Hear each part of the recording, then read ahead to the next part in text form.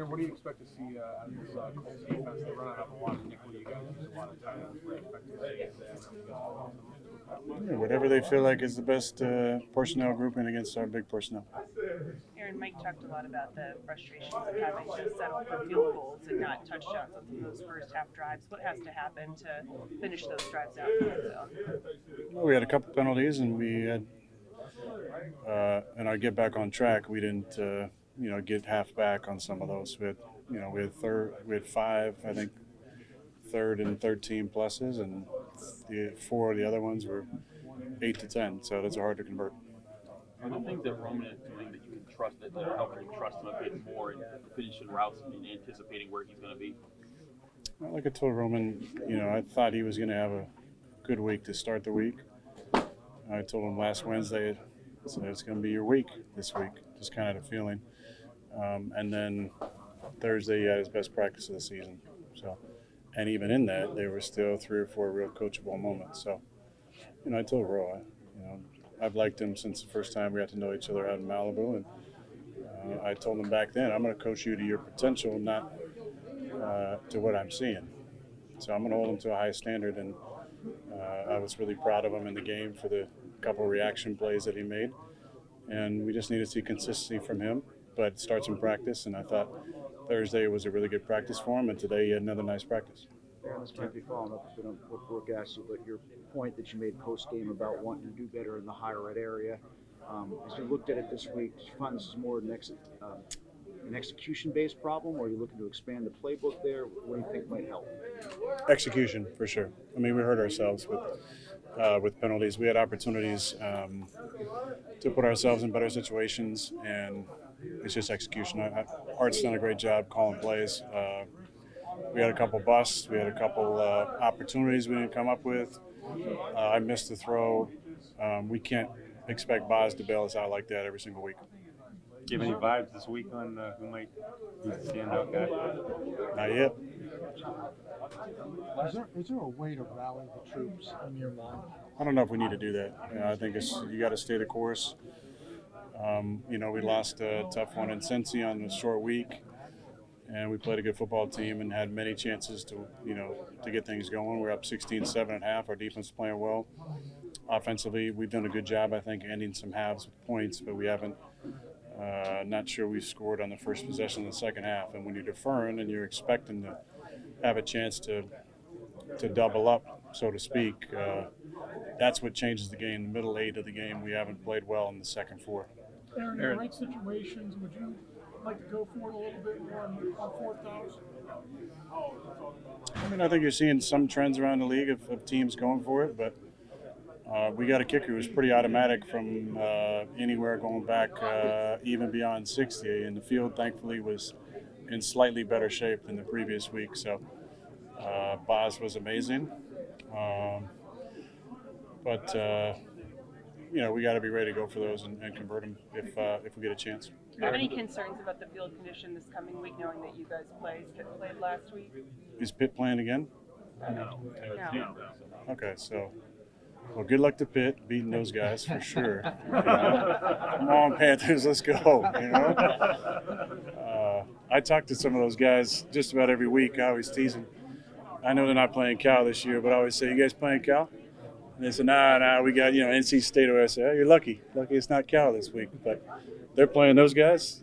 Come on, Pitt. Let's get it done this week. But the field, it is what it is. Aaron, Mike talked the other day about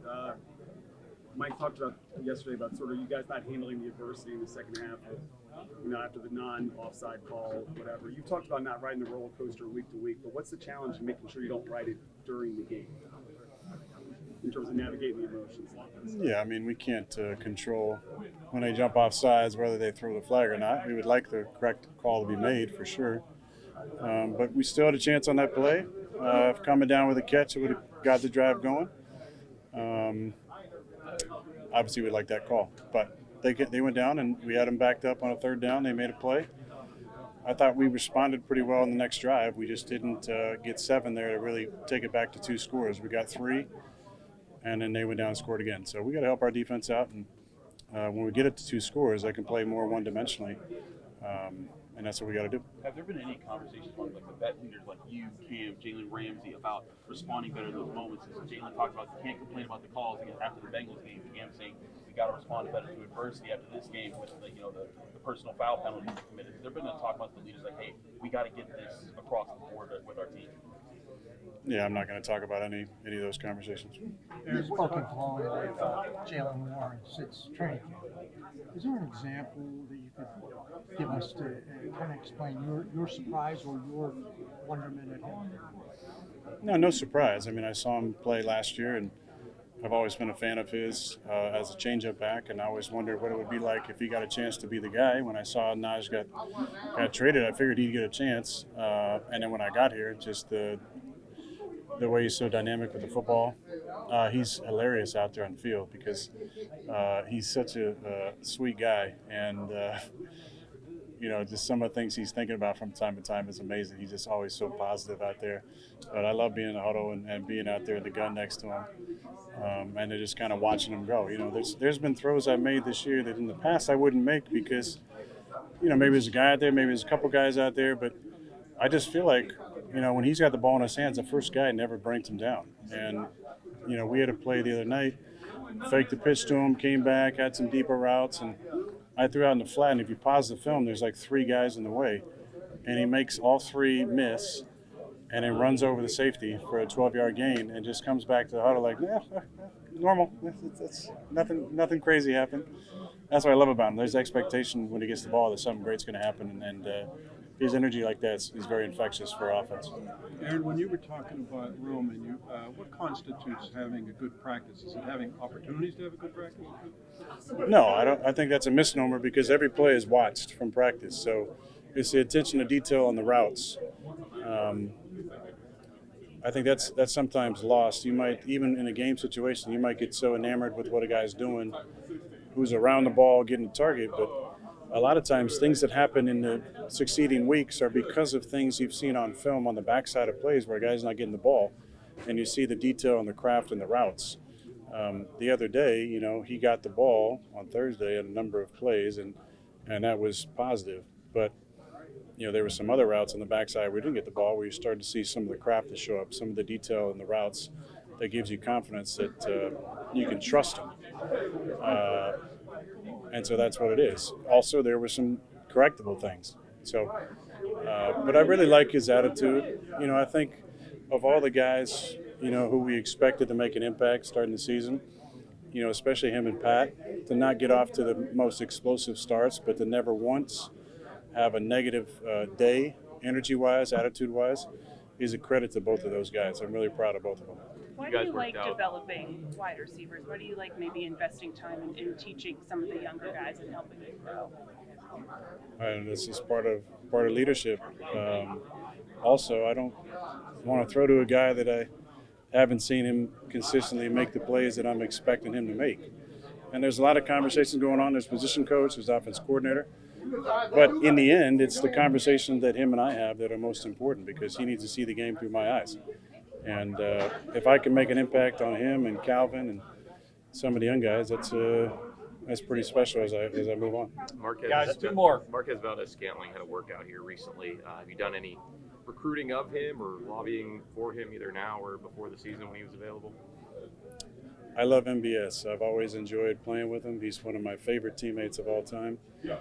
He is a really special guy, and I think MBS can still really play. You saw last year when he was in New Orleans, he had opportunities. He had a lot of big touchdowns. He can still run. I think MBS wants to be on an active roster. So if there wasn't an opportunity here for that, then I guess he's waiting for something else. But I don't fault him. I love MBS, and whether he's here or somewhere else, I'm always pulling for him. It feels like each week there are different playmakers stepping up. I mean, you have Spencer Anderson now catching a pass last week. What do you like about how diverse this offense is becoming in terms of your weapons?